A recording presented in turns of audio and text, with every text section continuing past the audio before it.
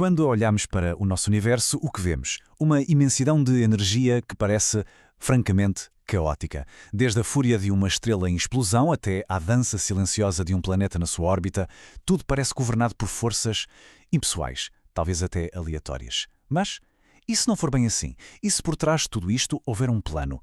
E se toda esta energia estiver a ser, de alguma forma, gerida? Esta é a grande questão, não é?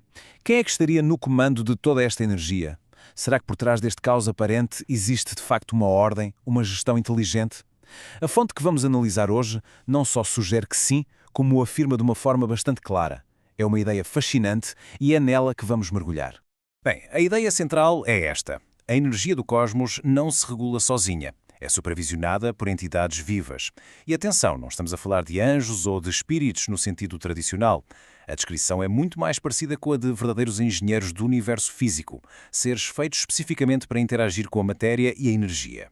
Ok, para percebermos como é que esta operação cósmica funciona, vamos seguir uma estrutura. Vamos começar por explorar a hierarquia completa, desde os arquitetos supremos, lá no topo, depois vamos ver a vasta rede de distribuição e acabamos nos técnicos que operam aqui mesmo, no nosso canto do universo. Muito bem, vamos então olhar para a estrutura de comando. Quem são, afinal, estes seres que formam esta incrível hierarquia de gestão de energia cósmica? No topo absoluto da pirâmide, mas mesmo no topo, encontramos os 7 diretores supremos de potência. Pensem neles como os reguladores finais, os grandes arquitetos de toda a energia física no grande universo.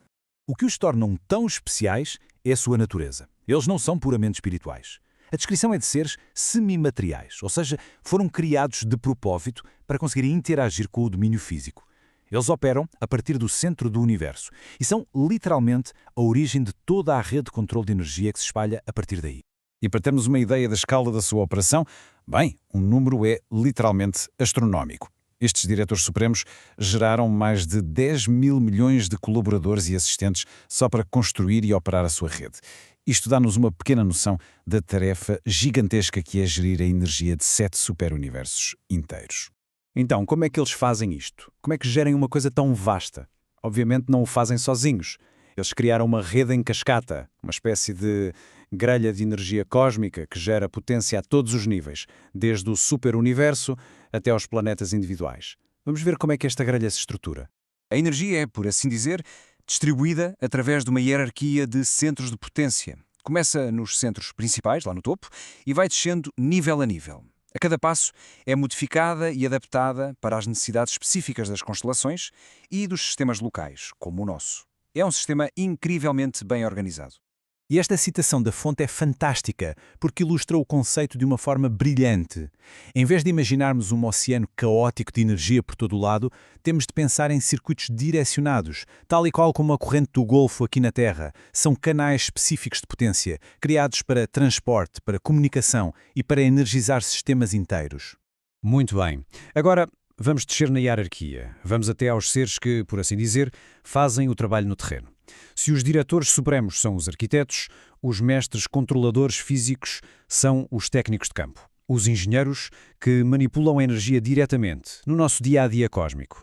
E claro, eles não são todos iguais. Pelo contrário, a especialização aqui é enorme. Cada tipo de controlador tem uma função muito precisa e interligada dentro desta rede cósmica.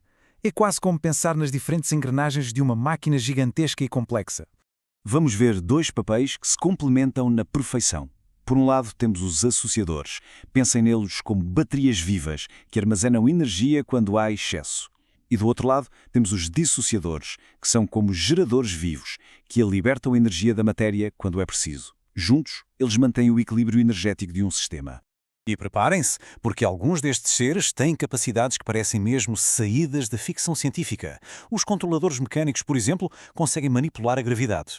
A fonte descreve como 10 deles trabalham em conjunto, aqui mesmo, no nosso planeta, para ajudar na descolagem de transportes seráficos, superando a atração gravitacional da Terra. E depois temos os frandalangues. Que nome curioso, não é? Pensem neles como os sensores vivos do universo. São essencialmente barômetros biológicos que medem e registram automaticamente o estado de todas as diferentes formas de energia. São, no fundo, os guardiões dos dados do universo físico. O próprio autor do texto admite a dificuldade que é descrever estes seres. Esta ideia de mecanismos vivos e inteligentes capta na perfeição o paradoxo que eles representam. São entidades que funcionam com a precisão de uma máquina, mas que são ao mesmo tempo vivas e inteligentes. É extraordinário. Mas a história não começa aqui. Antes mesmo de os diretores de potência entrarem em ação, existem outros seres. Seres que operam nos reinos da força pura, onde a energia, como nós a conhecemos, ainda nem sequer existe. Estes são os verdadeiros pioneiros cósmicos. Os organizadores da força pegam naquilo a que a fonte chama força primordial, uma espécie de pré-energia, se quisermos, e transformam-na na matéria-prima que os diretores de potência vão depois usar para organizar e criar sóis, planetas e galáxias. Eles literalmente preparam a tela cósmica para a criação. Portanto, a grande conclusão que retiramos desta análise é que o cosmos, longe de ser um acidente aleatório ou caótico, é aqui apresentado como um sistema vivo, inteligentemente administrado e regulado, desde as forças mais primordiais até aos mais pequenos circuitos de energia que operam no nosso planeta. E isto, claro, deixa-nos com uma pergunta final para reflexão. Se a energia que constitui a nossa realidade, a luz do Sol que nos aquece, a gravidade que nos prende ao chão, é na verdade gerida por uma vasta hierarquia de inteligências, o que é que isso realmente significa sobre a natureza do universo e sobre o nosso lugar em tudo isto?